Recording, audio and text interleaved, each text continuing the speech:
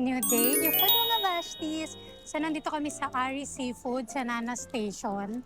Kasi after ng mas, naganap kami ng pwedeng makainan. So nakita ko to sa, etong, ano ba to? Shawarma. Papakita ko na lang dyan yung video kung saan ko siya nabili.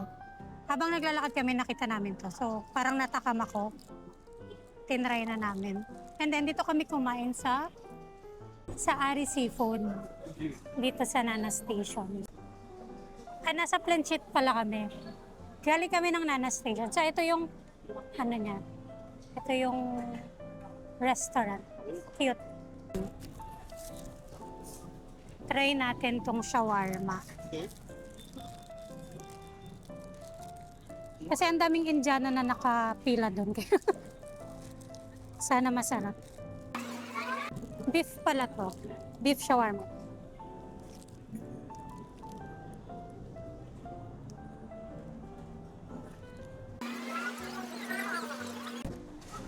Masarap.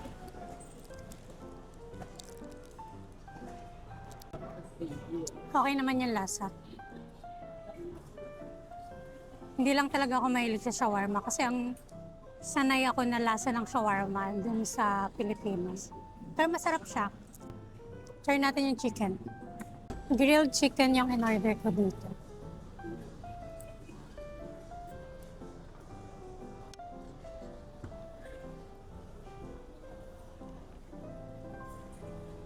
Ang manghang tong sausawan.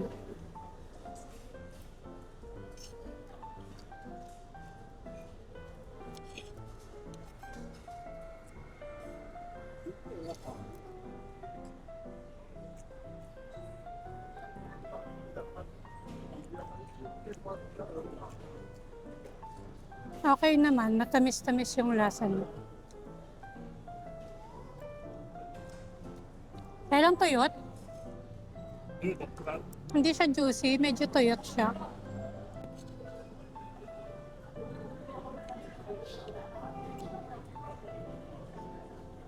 Tapos makunat yung balat niya. Ang hirap niyang anuhin. Parang caramelized yung ano nito. Yung pagkakaluto niya. Kasi kumunat na, parang kumunat siya, pinakunat siya sa, ano ba yun? Sa sugar.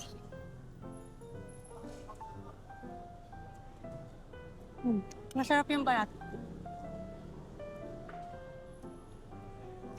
Siguro na overcook lang yung laman. Pero masarap. Masarap din yung sauce.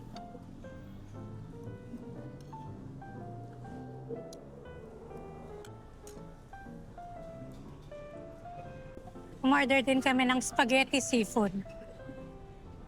Spaghetti pero parang pansit kan, parang canton yung ano, try natin. Ano to? Ano to? Comment down below kung ano to. Di ko alam.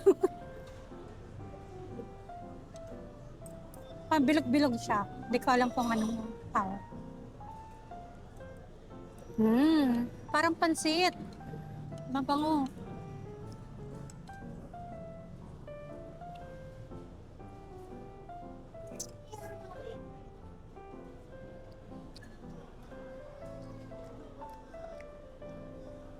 Pasta nga siya. Pasta yung ginamit, hindi pansit canton. Sarap.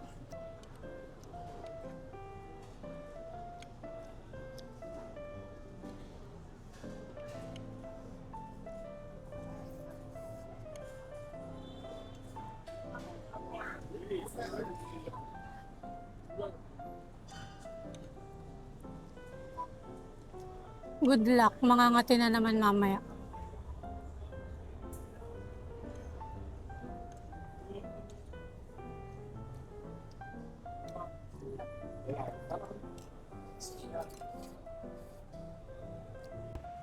Dito kami kumain mga bashties. Sa Ari Seafood. Sa ito yung labas mo. Yan.